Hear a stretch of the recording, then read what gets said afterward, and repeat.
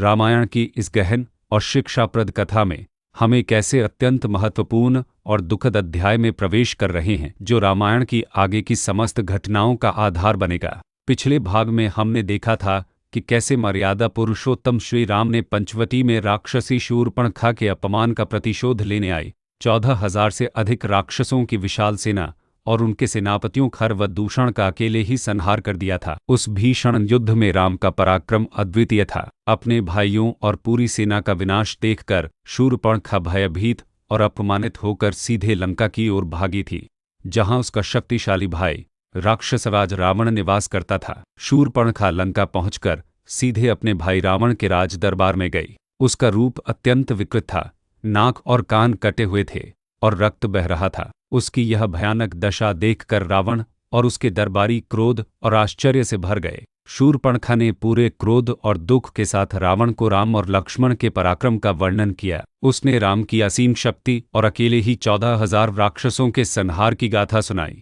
फिर उसने सीता के सौंदर्य का बखान करना शुरू किया। उसने सीता को त्रिलोक की सबसे सुंदर स्त्री बताया, जिसका सौंदर्य अप्सराओं और देव कन्याओं से भी बढ़कर था। उसने रावण से कहा कि ऐसी स्त्री तो लंका के महाराजा रावण की ही पटरानी बननी चाहिए। शूर्पणखा ने रावण को उकसाया, यदि तुम ऐसे वीर नहीं हो जो अपनी बहन का अपमान करने वालों से प्रतिशोध ले सको और ऐसी अनुपम सुंदरी को प्राप्त न कर सको, तो तुम्हारा राक्षस राज होना व्यर्थ है। शूर्पणखा की बातों को सुनकर रावण का हृदय पहले क्रोध से भरा, लेकिन जब उसने सीता के अतुलनीय सौंदर्य का वर्णन सुना तो उसके मन में सीता को प्राप्त करने का दुर्भावनापूर्ण विचार उत्पन्न हो गया। उसकी आंखों में वासना और अभिमान का मिश्रण दिखाई दिया। उसने अपने मन में सीता का हरण करने का निश्चय कर लिया, क्योंकि उसे लगता था कि राम ने उसकी बहन का अपमान करके उसे चुनौती दी है। अपने इस कुटिल योजना को सफल बनाने के लिए रावण ने अपने मामा महान मायावी राक्षस मारीच का सहारा लेने का निर्णय किया।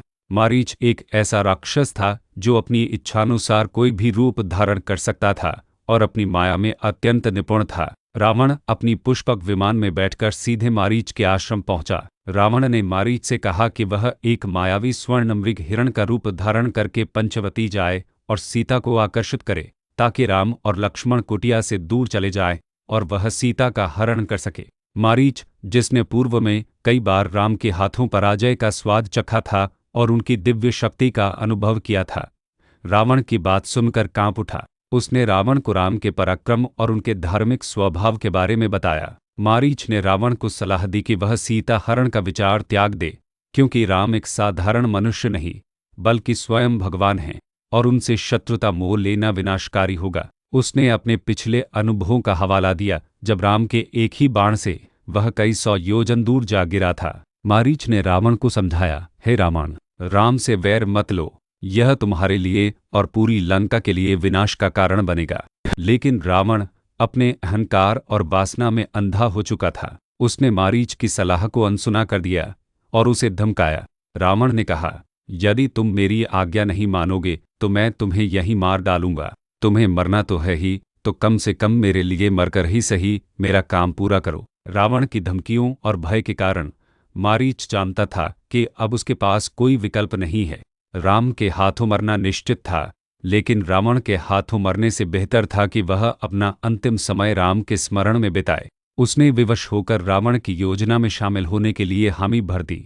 मारीच ने एक अत्यंत अद्भुत और मनमोहक स्वर्ण मृग का रूप धारण किया। उसके शरीर पर सोने की चमक थी और उस पर हीरे मोती जड़े हुए प्रतीत होते थे।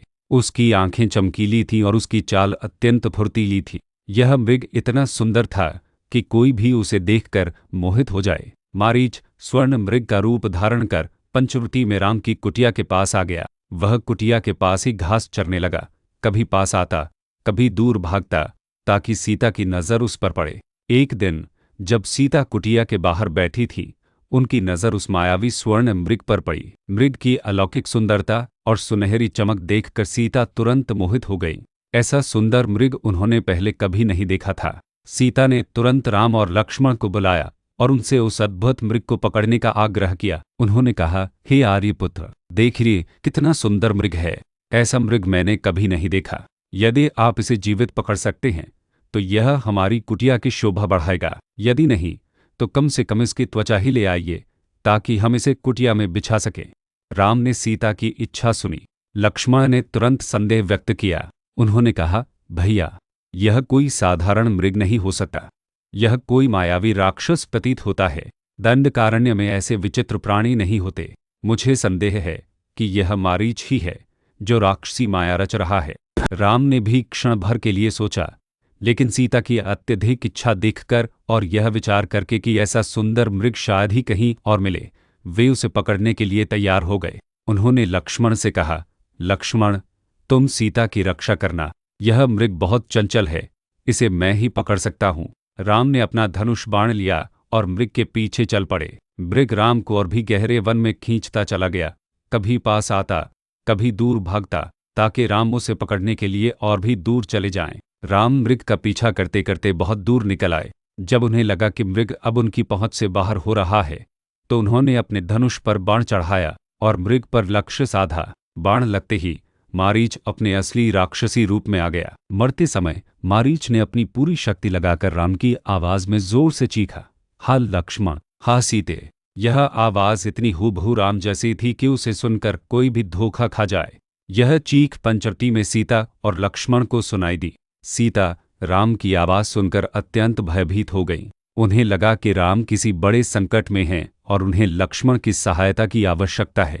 सीता ने तुरंत लक्ष्मण से कहा, लक्ष्मण, देखो तुम्हारे भैया संकट में हैं, उनकी आवाज सुनो, जाओ उनकी सहायता करो। लक्ष्मण, जो जानते थे कि यह किसी राक्षस की माया हो सकती है, चिंतित हुए। उन्होंने सीता को समझाने की कोशिश की, भाभी, यह भैया की आवाज नहीं हो सकती। राम को कोई पराजित नहीं कर सकता। यह अवश्य किसी राक्षस की चाल है। लेकिन सीता अपने भय में अंधी हो चुकी थी। वे लक्ष्मण पर क्रोधित हो गई और उन पर आरोप लगाने लगी कि वे राम को संकट में छोड़कर उनकी सहायता के लिए नहीं जा रहे हैं और शायद उनके मन में कोई गलत विचार है। उन्होंने लक्ष्मण को बहुत कठोर शब्द कहे। सीता के कठोर वचन सुनकर लक्ष्मण का हृदय दुख से भर गया। वे जानते थे कि सीता गलत समझ रही हैं, लेकिन उन्हें लगा कि इस स्थिति में यदि वे नहीं गए तो सीता का भय और आरोप उन्हें और अधिक पीड़ा देगा। अत्यंत विवश होकर लक्ष्मण ने अपनी शक्ति से कुटिया के चारों ओर एक सुरक्षा रेखा खींची, जिसे लक्ष्मण रेखा के नाम से जाना जाता है। उन्होंने सीता से कहा, हे भाभी, किसी भी कीमत पर इस रेखा को पार मत करना। यह रेखा तुम्हारी रक्षा करेगी। इस रेखा के भीतर कोई भी दुष्ट प्राणी प्रवेश नहीं कर पाएगा। सीता को यह निर्देश देकर भारी मन से लक्ष्मण राम की सहायता के लिए वन की ओर चल पड़े। जैसे ही लक्ष्मण कुटिया से दूर गए, रावण, जिसने यह सारा षड्यंत्र रचा था, अपने असली रूप को छिपाकर एक साधारण साधु सन्यासी का वेश धारण कर कुटिया के पास आ गया। उसके हाथ में एक कमंडल था और वह भिक्षा मांग रहा था। उसने सीता से भिक्षा देने का अनुरोध किया। सीता अतिथि सत्कार के अपने कर्तव्य का पालन करते हुए भिक्षा देने के लिए कुटिया से बाहर आईं। लेकिन रावण मायावी होने के कारण लक्ष्मण रेखा के भीतर प्रवेश नहीं कर सकता था। उसने सीता से कहा, हे देवी, मैं एक सन्यासी हूँ और मैं इस रेखा को पार नहीं कर सकता। तुम्हें ही इस रेखा को पार करके बाहर आना होगा, तभी मैं भिक्षा स्वीकार करूँगा। सीता भोली भाली होने के कारण और सन्यासी के प्रति श्रद्धावश लक्ष्मण की चेतावनी को भूल गई। उन्होंने एक क्षण भी न सोचा और उस लक्ष्मण रेखा को पार कर गई। जैसे ही सीता ने लक्ष्मण रेखा को पार किया, रावण ने तुरंत अपना साधु का वेश त्याग दिया और अपने विशाल 10 सिर और 20 भुजाओं वाले भयानक राक्षसी रूप में प्रकट हो गया। सीता उसके इस भयानक रूप को देखकर भय से कांप उठी। इससे पहले कि वह कुछ समझ पाती, रावण ने बलपूर्वक उन्हें अपनी भुजाओं में उठा लिया। सीता ने चीखना शुरू कर दिया, हा राम, हा लक्ष्मण, लेकिन उनकी आवाज वन में गूंज कर रह गई। रावण ने उन्हें अपने पुष्पक विमान में बिठाया और लंका की ओर उड़ चला।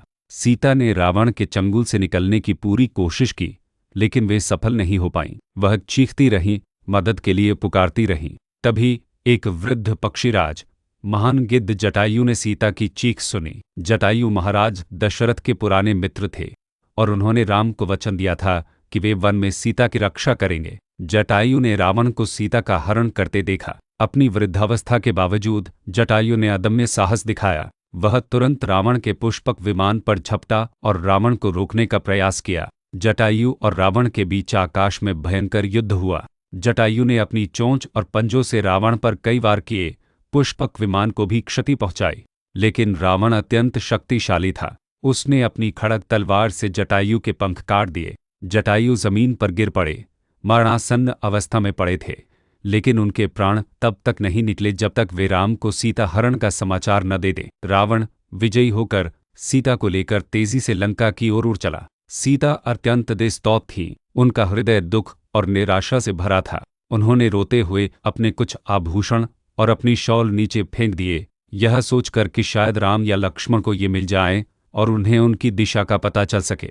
ये आभूषण नीचे पर्वत पर बैठे कुछ वानरों ने देख लिए। रावण सीता को लेकर आकाश मार्ग से उड़ते हुए लंका पहुंच गया। पंचवटी में लौटकर राम और लक्ष्मण ने जब कुटिया को खाली देखा तो उनके पैरों तले जमीन खिसक गई। राम के हृदय में सीता के लिए गहरा भय समा गया। यह घटना रामायण के सबसे बड़े संघर्ष की शुरुआत थी, जो लंकापति रावण के विनाश का कारण बनी और धर्म की स्थापना का मार्ग प्रशस्त किया।